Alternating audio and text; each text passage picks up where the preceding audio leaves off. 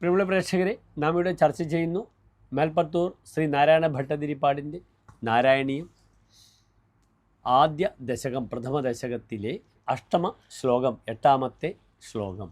നിങ്ങൾ ശ്ലോകം ശ്രദ്ധിക്കുക.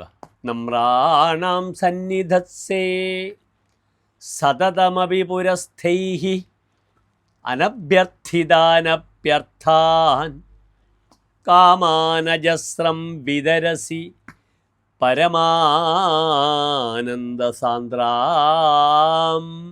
ഗതിം ച ഇത്തം നിശേഷലഭ്യോ നിരവധികഫല പാരിജാതോ ഹരേ ത്വം ക്ഷുദ്രം തം ശക്രവാടീദ്രുമമഭിലഷതി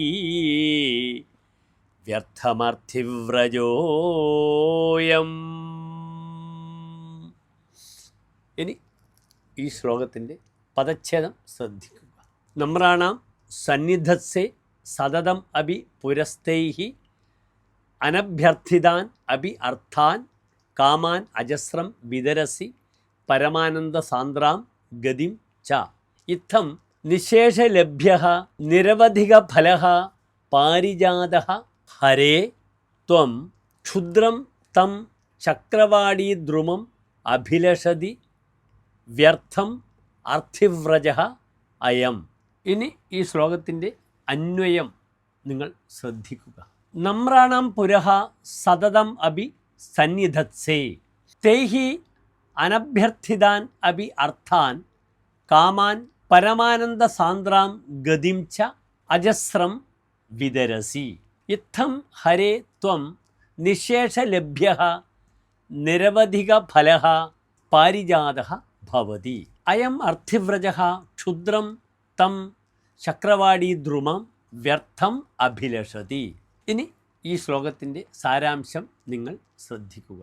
അങ്ങയെ നമസ്കരിക്കുക മാത്രം ചെയ്യുന്നവരുടെ മുന്നിൽ പോലും അങ്ങ് പ്രത്യക്ഷനാകുന്നു, സന്നിധാനം ചെയ്യുന്നു. ആ ഭക്തരുടെ ആവശ്യപ്പെടാത്ത അർത്ഥങ്ങളും അഭീഷ്ടങ്ങളും മോക്ഷവും അങ്ങ് പ്രദാനം ചെയ്യുന്നു. ഇപ്രകാരം ഭഗവാനെ അങ്ങ് സർവ ഭക്തർക്കും ലഭ്യവും അളവറ്റ ഫലങ്ങൾ പ്രദാനം ചെയ്യുന്നതുമായ കൽപ്പവൃക്ഷമാകുന്നു.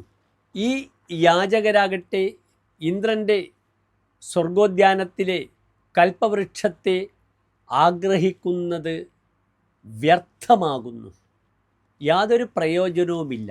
അളവറ്റ സ്നേഹത്തിൻ്റെയും ദയയുടെയും ആകരമായ കൽപ്പവൃക്ഷമായി അങ്ങുള്ളപ്പോൾ എന്തിനാണ് ഭക്തർ ആ സ്വർഗത്തിലുള്ള ഇന്ദ്രൻ്റെ കൽപ്പവൃക്ഷത്തെ ആഗ്രഹിക്കുന്നത്, സ്വപ്നം കാണുന്നത്? അത് വ്യർത്ഥമാണ് എന്നാണ് ഈ ശ്ലോകത്തിൻ്റെ അർത്ഥം.